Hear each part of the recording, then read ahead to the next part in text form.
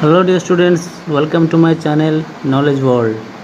So dear students, today we discuss standard 8th geography first lesson resources, which is based on CBSE board. Okay, so before start the lesson, I would like to say please like and share my videos, then subscribe my channel and press the bell icon for new videos notifications. Okay तो चलिए अभी start करते हैं resources जो 8th standard का CBSE base का है। तो डियर स्टूडेंट्स, रिसोर्स जो होता है हमारे डेली लाइफ में हमें हमेशा हर तरीके का हम नेचुरल चीज़ों पे यानी नेचर के चीज़ों पे डिपेंड होते हैं, वो सारी चीज़ों को ही रिसोर्सेस बोला जाता है। चलिए देखते हैं। Mona and Raju were helping Amma to clean their house.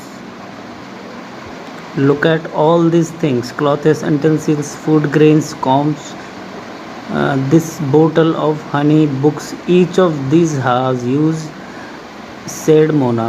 That is why they are important, said Amma. These are resources. What is the resources? तो मोना और राजू और अम्मा ये एक फैमिली मेम्बर्स हैं तीनों। तो अम्मा यानी शायद इन दोनों की वो मम्मी है। तो मोना और राजू जब घर साफ़ कर रहे हैं तो वो सारी चीज़ें उन्हें दिखी जो ज़रूरतें की चीज़ें होती है। तो अम्मा बोलते हैं ये सारे हमारे रिसोर्सेस हैं। तो रिसोर्सेस क्या है? वाज राजूस क्वेश्चन टू अम्मा व्हाट इज़ अ रिसोर्स। तो राजू ने अम्मा से पूछा था कि रिसोर्सेस क्या है। Anything that can be use to satisfy a need, कोई भी एक ऐसा चीज़ जो हमें अपनी ज़रूरत पूरा करने के लिए, हमें सेटिस्फेक्शन होने के लिए हम इस्तेमाल करते हैं, तो उसको ही रिसोर्सेस बोला गया। दैट इज़ रिसोर्सेस, रिप्लाइड अम्मा। अम्मा ने रिप्लाइड दिया, look around you and observe, you will be able to identify many types of resources. That water you drink when you are thirsty, the electricity you use in your house, the rickshaws you use to get home from school, the textbook you use to study are all resources. Your father has prepared a tasty snacks for you. The fresh vegetable has used are also a resource. तो इसमें अम्मा ने राजू को ये समझाया कि हमारे चारों तरफ हम जो भी देखते हैं, जो हमारा यूज़ होता है और हमें अपने सेटिस्फेक्शन से पूरा करनी पड़ती है चीज़ों को, वो सारी चीज़ें हमारे रिसोर्सेस है। जैसे एग्जांपल बोला उन्होंने, वाटर जो है हमें ड्रिंकिंग के लिए इस्तेमाल करते हैं, इलेक्ट्रिसिटी घर पे, रिक्शास या फिर स्कूल बसेस हम स्कूल पहुंचने के लिए, स्कूल से घर पहुंचने के लिए, और टेक्स्ट बुक जो होता है वो हम पढ़ने के लिए। ये सारे रिसोर्सेस हैं। अम्मा ने राजू को समझाया और ये भी कहा कि उसके पिताजी यानी राजू के फादर ने एक स्नैक्स प्रिपेयर किया है जो कि वेजिटेबल से बना है, वो वेजिटेबल भी रिसोर्सेस है। Okay,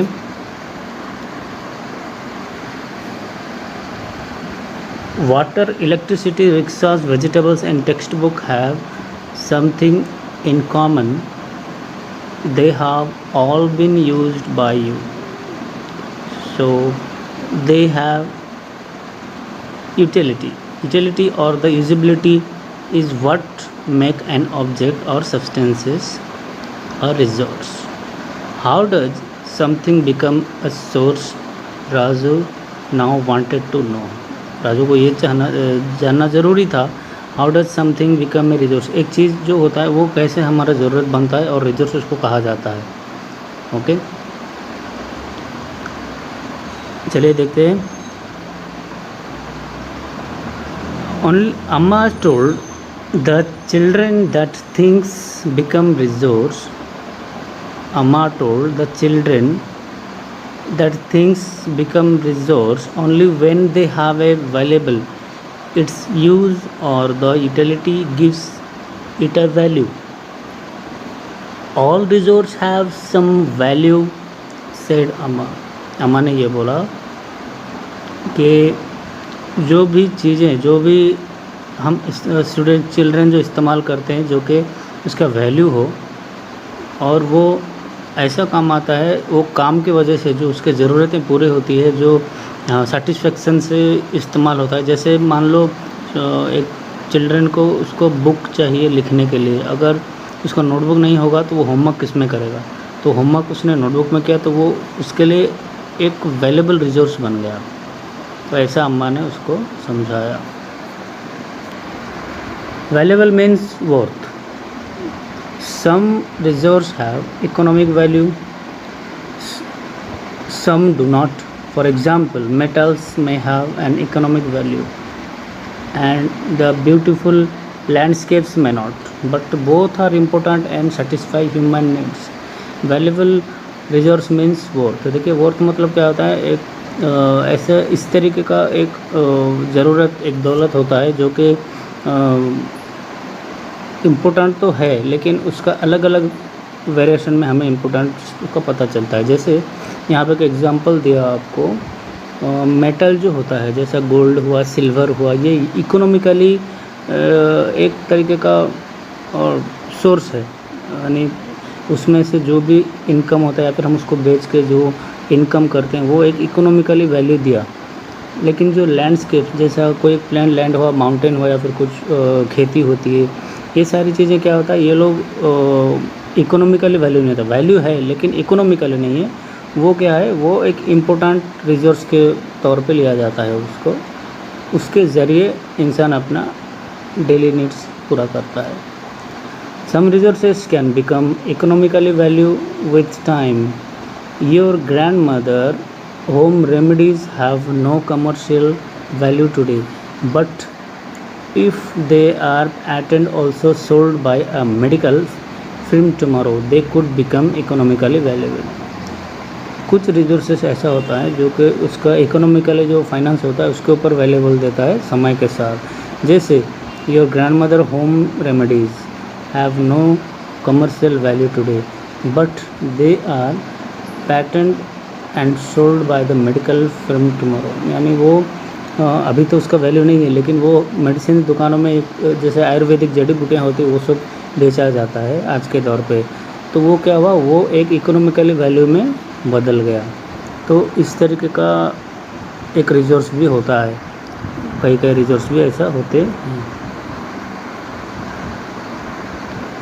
time and technology are the two important factors that can change the substances into resource. समय और जो टेक्नोलॉजी होता है, जो टेक्नोलॉजी आपको पता है, समय तो आपको मालूम है, टाइम, तो वो टेक्निक जो और समय, ये दोनों चीज़ें होती है जो एक सब्सटेंस को रिसोर्स में कन्वर्ट कर देती है। बहुत ही इम्पोर्टेंट फैक्टर है ये समय और technology. Both are related to the needs of the people. ये दोनों चीज़ें, time and technology, both are important for the people. People themselves are the most important resource. It is their ideas, knowledge and inventions and discoveries that led to the certain of more resources. इंसान ही है जो कि अपना दिमाग और समय लगा के, टेक्नोलॉजी टेक्निक लगा के वो कई सारी चीज़ों को, नॉलेज लगा के कई सारी चीज़ों को इन्वेंट करता है, डिस्कवर करता है, जिसके वजह से बहुत सारे रिसोर्स जो होते हैं वो क्रिएट होते हैं और वो डेली लाइफ में यूज़ होता है। ओके, इस discovery invention led to many others.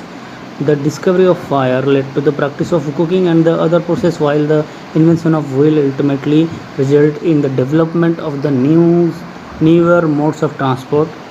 तो देखिए जैसे कि पहले अर्ली ह्यूमंस जो था वो पहले फायर से कुकिंग क्रिएट हुआ, और फिर व्हील का इन्वेंशन जब हुआ तब बहुत सारे ट्रांसपोर्टेशन में चेंजेस आए। तो ये जो था वो एक तरीके का डेवलपमेंट था, ठीक है। तो technology to create the hydroelectricity has turn energy in fast flowing water into the important resource. देखिए टेक्नोलॉजी के इस्तेमाल से, बहुत सारे मशीन और दिमाग के इस्तेमाल से क्या होता है, हाइड्रो इलेक्ट्रिसिटी क्रिएट होता है। कहाँ से, जो हैवी वाटर के फोर्सेस आते हैं या फिर गिरते हैं तो वहाँ से इलेक्ट्रिसिटी को कलेक्ट किया जाता है। ओके, अभी देखिए टाइप्स ऑफ रिसोर्स देखते हैं।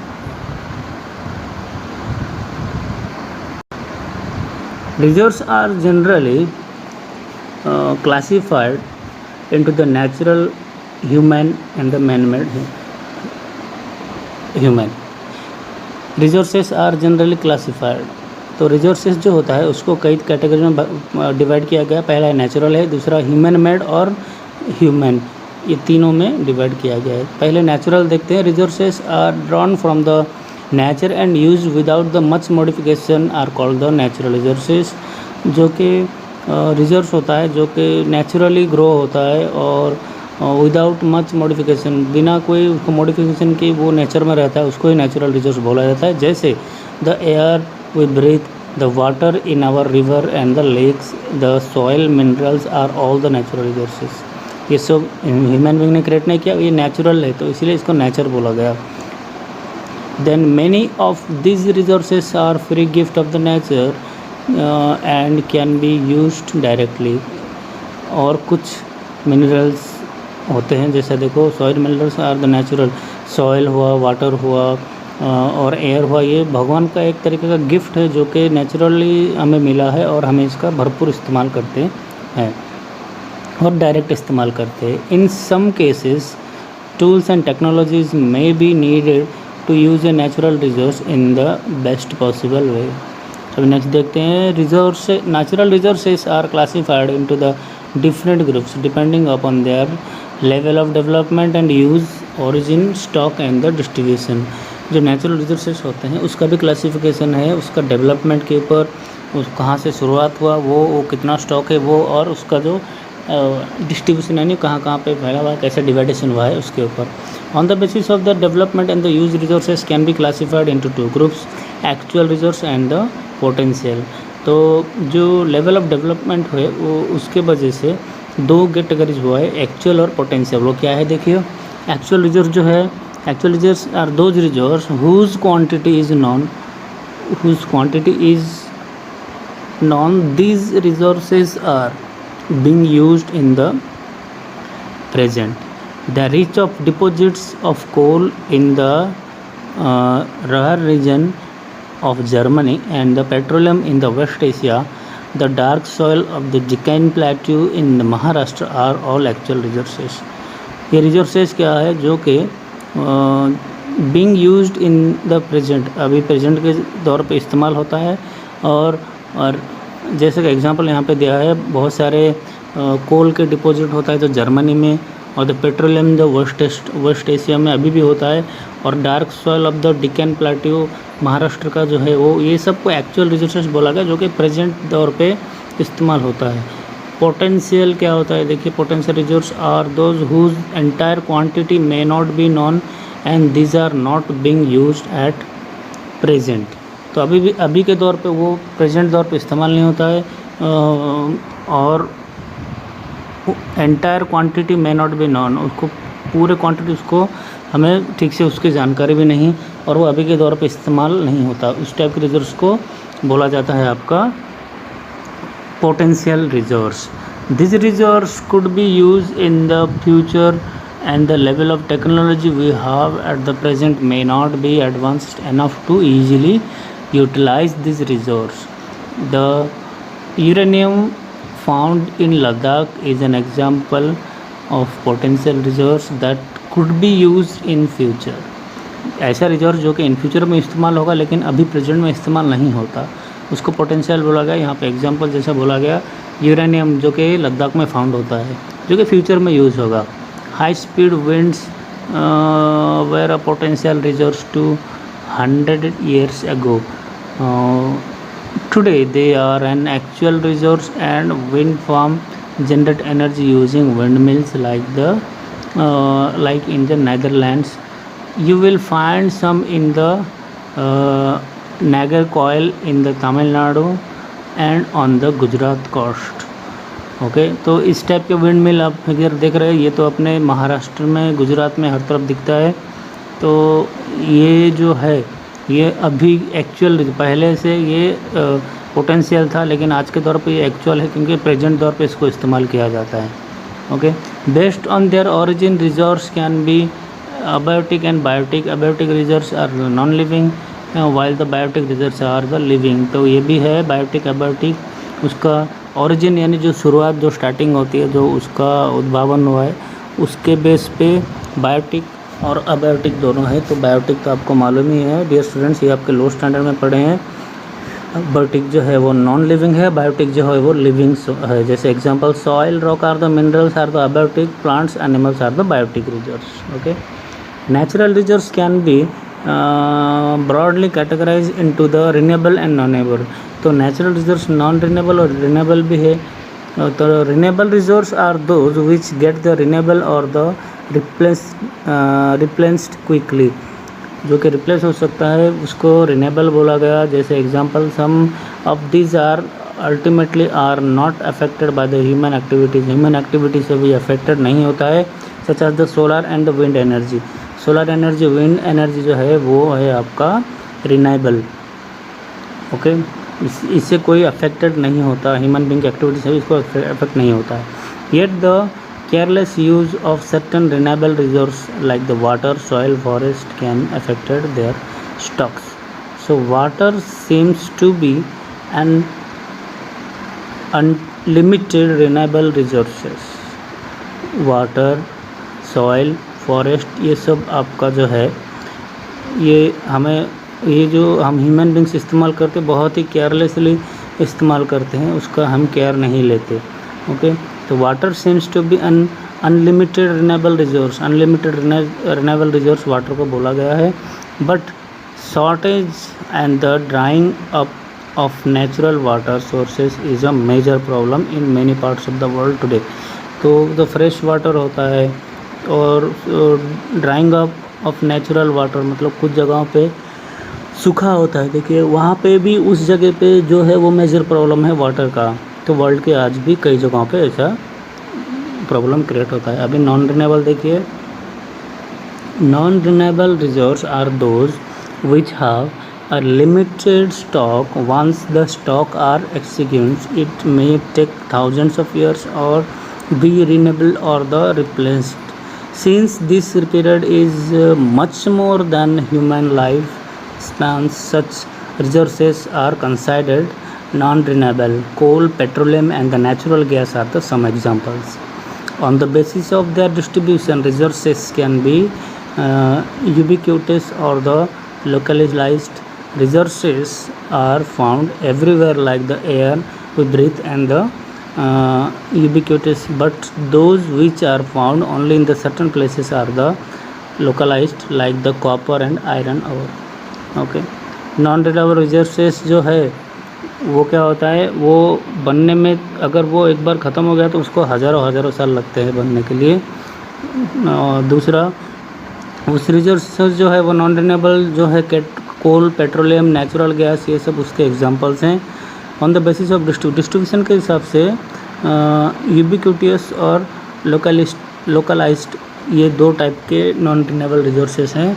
तो यूबिक्विटियस क्या है देखिए, जो कि हम एयर ब्रीथ करते हैं हर जगह पे, वो है रिसोर्सेज दैट फाउंड एवरीवेयर, उसको यूबिक्विटियस बोलते हैं, वो नॉन रिन्यूएबल में ही जाता है। और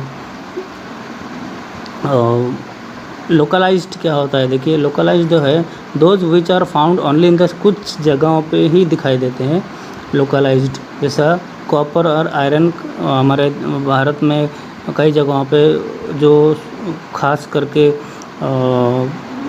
वेस्टर्न घाट एरिया है, ऐसा जगहों पे ही हमारे कॉपर आयरन के मिनरल्स वगैरह मिलते हैं, तो उसको लोकलाइज्ड बोला गया।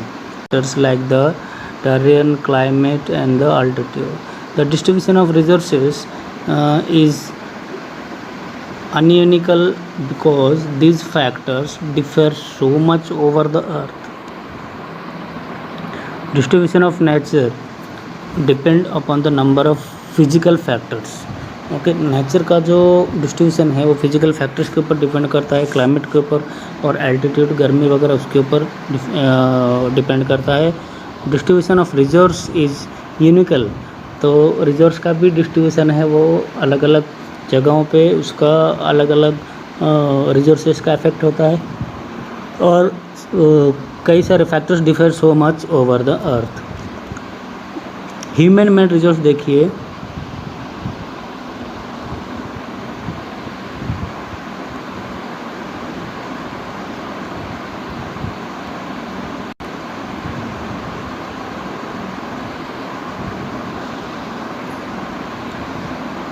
Human made resource.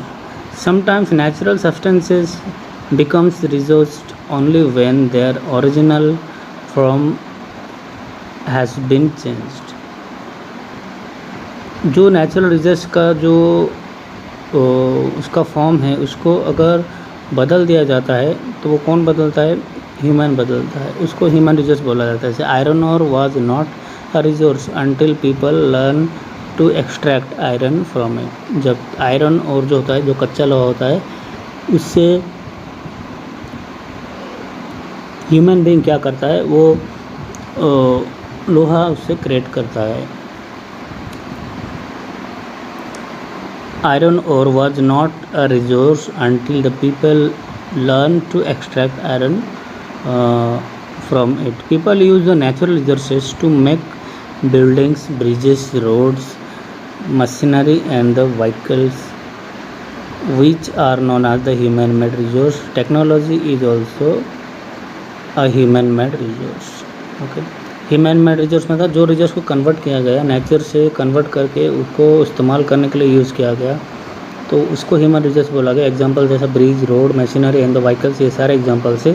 इसमें टेक्नोलॉजी भी ह्यूमन मेड रिसोर्स में जाता है, जो टेक्निक लगाया जाता है, technology. Okay, so people like us use natural resource to make the human made resource, said the Mona, nodding in understanding. Yes said Raju. Okay, ये उन दोनों ने समझ गए और सिर को हिलाया और समझ गए बोल के उन्होंने इशारा दिया। ह्यूमन रिसोर्स देखिए, people can make the best use of the nature to create the more resource when they have the knowledge. जब तक इंसान के अगर पढ़ा लिखा नहीं होता तो वो नेचर का सही इस्तेमाल नहीं कर सकता। Skill and the technology to do so, उसका अंदर जो स्किल रहता है, जो एबिलिटी रहता है, और टेक्नोलॉजी भी ज़रूरी है ताकि वो सही इस्तेमाल नेचर का कर सके। That is why the human being are the special resource. तो ह्यूमन बीइंग भी एक स्पेशल रिसोर्स है, उसके अंदर दिमाग है, वो सब यूटिलाइज कर सकता है। People are the human resource. Education and the help in making people a valuable resource, improve the quality of the people skill so that they are able to create more resource is known as the human resource development. तो जितना भी पढ़ा लिखा हो तो वो उसका सही तरीके से ह्यूमन का यानी ह्यूमन बीइंग अगर इस्तेमाल करे कोई भी चीज़ टेक्निक में आइडियाज़ लगा के, तो उस वजह से क्या हुआ, ह्यूमन रिसोर्स डेवलपमेंट होता है। ओके, उससे ह्यूमन का भी डेवलपमेंट होता है। देखिए यहाँ पे बहुत सारे पिक्चर्स दिए हैं।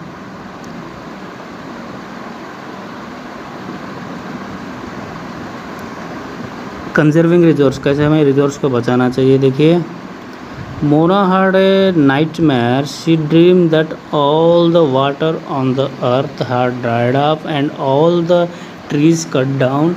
There was no shade and nothing to eat or drink. People were suffering and roaming around the desperately looking for food and shade. बहुत ही बुरा सपना है मोना का। वो रात में देखी, उसने देखा कि पूरा धरती में जो है पानी सूख गया है, किसी को खाना नहीं मिला, ना पेड़ है ना छाँव है, सब पेड़ कट गए, लोग भूख के लिए मर रहे हैं, इधर उधर तड़प रहे हैं, घूम रहे हैं, चिल्ला रहे हैं। तो ऐसा उसने सपना देखा। She told her mother about the dream, अम्मा can this really happen, she asked. उसने पूछा, अगर मैंने ऐसा ड्रीम देखा मम्मी तो ये क्या सच होगा? अम्मा ने बोला yes. Amma replied, if we are not careful then even renewable resource can become very scared and non-renewable ones can definitely get extinguished। यानी उसने बोला रिन्यूएबल और नॉन रिन्यूएबल रिसोर्स दोनों में कमी आएगी। रिन्यूएबल अगर कमी आ गई तो बहुत प्रॉब्लम हो जाएगा। तो ये डेफिनेटली हो सकता है अगर हम सही तरीके से उसका केयरफुली इस्तेमाल ना करें तो। What can we do about it? Raju asked. Lots, replied अम्मा। तो राजू ने पूछा मम्मी को कि इसके लिए हमें क्या करना चाहिए। Using resource carefully and giving them time to get renewed is called the resource conservation.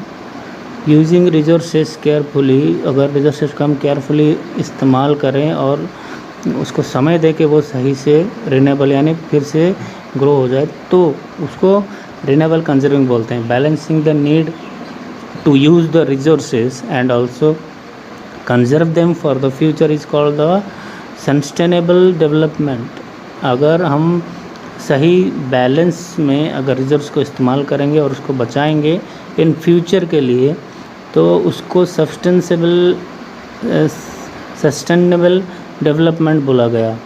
तो there are many ways to conserving resources. Each person can contribute by reducing the consumption, recycling and the reusing things.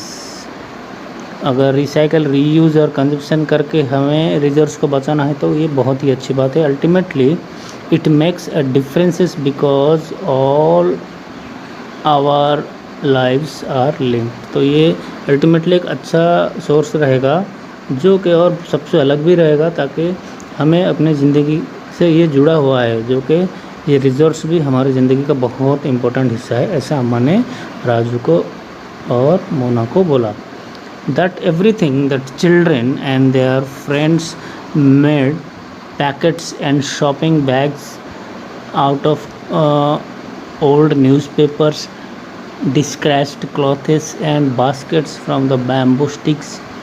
We will give a few to every family we know, said Mona. After all, it is for a very good cause, said Mustafa, to save our resources and keep our earth alive. तो यहाँ पे देखिए बहुत खूबसूरत picture है. बच्चे क्या कर रहे हैं, कोई बास्केट, बैम्बो स्टिक्स, बैम्बो का जो स्ट्रिप्स होता है उससे बास्केट बना रहा है, और न्यूज़पेपर से जो है पेपर बैग्स बनाना, और डिस्क्रेट क्लॉथेस एंड बास्केट्स, तो बहुत सारे पुराने फटे हुए क्लॉथेस से जो बैग वगैरह सिलवा के बनाना, ये सारी चीज़ें जो है वो रिजर्व्स का प्रॉपर इस्तेमाल है. और ये जो है ये हमारे अर्थ को भी सेव रखता है, और एक इकोनॉमिकली बेस में भी स्ट्रॉन्ग वर्क है रिजर्व्स को लेके. I am going to be very careful not to waste paper, said Jessy. तो इसमें जैसी बोल रही है, इसकी एक फ्रेंड है, वो लोग डिस्कशन कर रहे हैं. जैसी बोल रही है कि मैं बहुत ही केयरफुल हूँ कि मैं पेपर वेस्ट नहीं कर रही हूँ. Many trees are cut down to make paper, she explained. उसने बोला बहुत सारे, देखिए ट्रीज़ कट करने के बाद ही वो पेपर में कन्वर्ट होता है. उसको फैक्ट्री में पेपर के लिए ट्री को काटना ज़रूरी होता है. तो डियर स्टूडेंट्स, अगर पेपर हम वेस्ट करते हैं तो और ट्री की ज़रूरत पड़ेगी और ट्री काटा जाएगा. तो हम अगर पेपर का प्रॉपर यूटिलाइज करेंगे तो ट्रीज़ भी बचेंगे. Many trees are cut down to make paper, she explained. उसने एक्सप्लेन किया. I will see that electricity is not wasted in my house, shouted Mustafa. Mustafa एक फ्रेंड है, उसने बोला कि मैं देखता हूँ मेरे घर पे इलेक्ट्रिसिटी का गलत इस्तेमाल नहीं होता. Electricity comes from the water and coal. Water और कोल को यूटिलाइज करके इलेक्ट्रिसिटी इस्तेमाल होता है. तो अगर हम अननेसेसरीली अगर इलेक्ट्रिसिटी वेस्ट करेंगे तो और ज़्यादा वाटर और कोल वेस्ट होगा. तो वो हमारे बहुत ही इंपॉर्टेंट रिसोर्सेस हैं. तो इसीलिए हमें ये सारे चीज़ों के ध्यान रखते हुए अपने रिसोर्स को बचाना चाहिए. I will make sure that water is not wasted at home, said Asha. Asha ने बोला मैं ज़रूर श्योर हूँ कि मेरे घर में वाटर इस्तेमाल होगा ही नहीं, बुरा इस्तेमाल नहीं होगा. Every drop of water is precious. एक एक ड्रॉप जो होता है वाटर का बहुत ही कीमती होता है. Together we can make a differences, caress the children. और उसने बोला कि हम सब एक कुछ खास अलग करेंगे और बहुत सारे बच्चों को हम प्रभावित करेंगे और उन्हें बताएंगे. This are the some of the things Mona, Raju and their friends did. ये सारी चीज़ें जो थे मोना, राजू और उसके दोस्तों ने किया था. What about you? तो ये आपको सवाल किया जा रहा है स्टूडेंट्स, आप क्या कर सकते हो? How are you going to help the conserving resource. आप रिसोर्सेस को बचाने के लिए आप क्या क्या कर सकते हैं? The future of our planet and its people is linking with our ability to maintain and preserve the life support system and the natural provide. So therefore it is our duty to ensure that. तो हम जो human beings है, हम ही हमारे अर्थ को बचा सकते हैं ये सारी चीज़ें करके. और अगर हम सही इस्तेमाल रिसोर्सेस का करेंगे तो हमारा अर्थ भी बचा रहेगा और हम भी सुरक्षित रहेंगे, और ऐसा कोई भी प्रॉब्लम हमारे अर्थ में नहीं आएगा. All of renewable resource are sustainable. The diversity of life on the earth is conserved. And the damage of natural environment system is minimized. ये सारे फ़ायदे होंगे। ओके, तो डियर स्टूडेंट्स, ये था आपका ज्योग्राफी का पहला लेसन स्टैंडर्ड 9th का रिसोर्सेस। तो आपको ये लेसन कैसा लगा आप कमेंट बॉक्स में ज़रूर लिखिए। कोई क्वेरीज हो तो भी लिखिए कमेंट बॉक्स में, और चैनल को शेयर, लाइक और सब्सक्राइब करना नहीं भूलिएगा। So thank you for watching my video. Thank you so much.